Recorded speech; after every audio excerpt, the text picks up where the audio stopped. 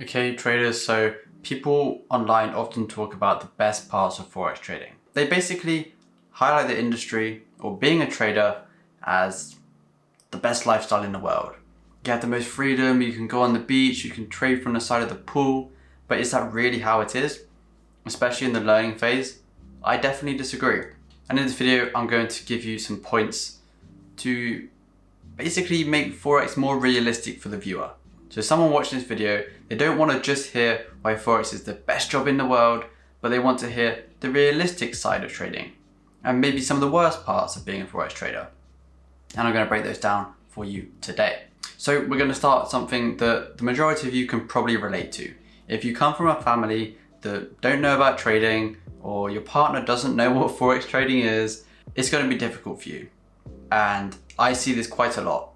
In my mentorship group, a lot of people, they have people in their life who are unsupportive of their Forex journey. And in most cases, this is quite warranted because it does seem quite crazy. Imagine saying to someone, oh, I'm going to look at a chart with these little candlesticks that go up and down, I'm going to make money from it. It does seem pretty crazy, especially if you have no clue what's going on. So if someone said to me, if I didn't know what trading was, oh, I'm actually making money from these little bars that go up and down, I'm like, yeah, sure you are, mate. Sure you are. So it kind of is justified. These people outside of the trading world don't actually understand what you're doing, and they obviously won't be as supportive of something that is more normalized in society, like going to uni, getting a degree, getting a job, and scaling in your career. That's normalized. So people are going to be more supportive, and they're going to be more inclined to want to help you in that situation. Because especially in the UK, entrepreneurship isn't encouraged. You're encouraged to get a job and then just live a normal, boring life. And you're not rewarded for entrepreneurship.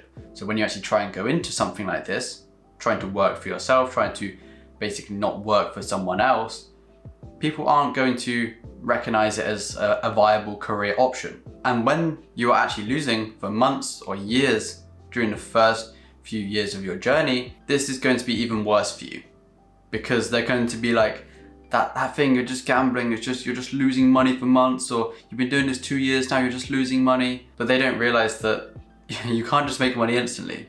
It's like a business. You can't start a business and within 2 months start making money.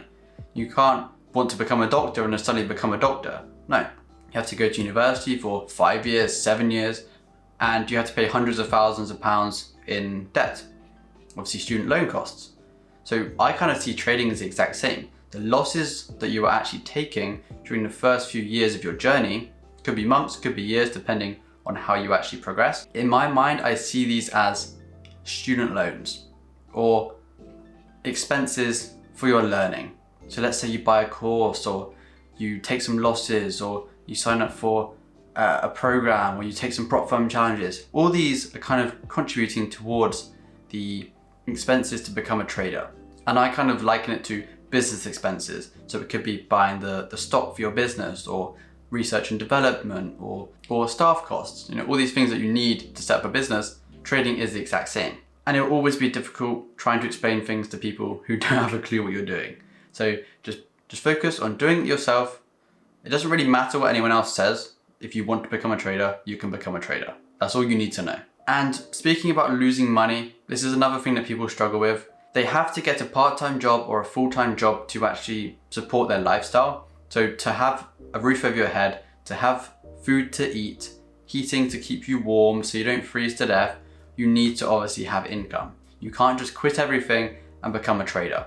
It's not that simple. What I would personally recommend is to have an emergency fund.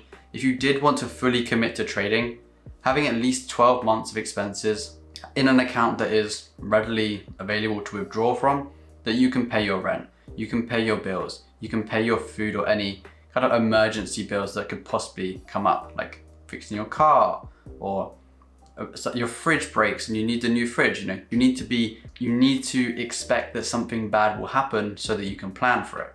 And this is the same with your trading. If you're trying to trade full time, you are going to lose money.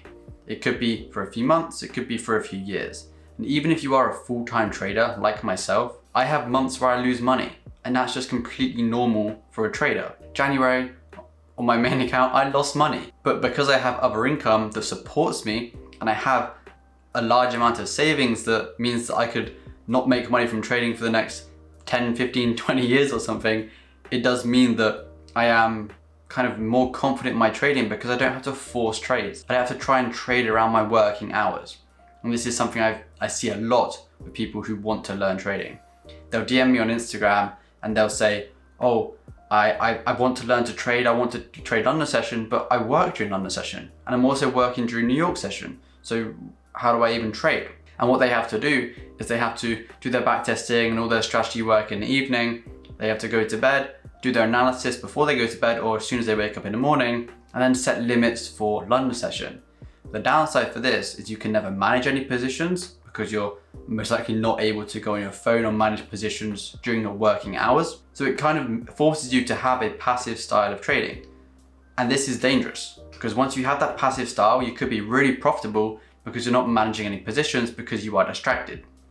These people then see they're doing well, they quit their job to try and go all in on trading, and this is where disaster actually happens. Let's say you're not able to manage a position and it goes to stop loss or take profit every single time, just like in your back tested results. You're doing really, really well.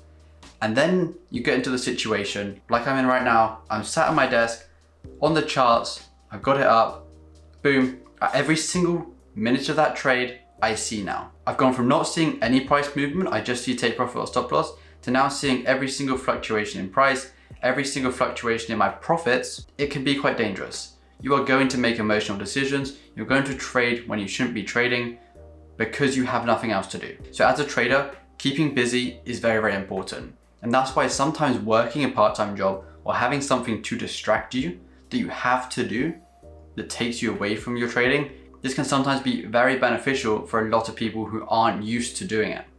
It can get better after a few years. I've obviously always known Forex trading since I was 16 years old. So it's normal for me to look at profits fluctuating and look at price fluctuating every single day.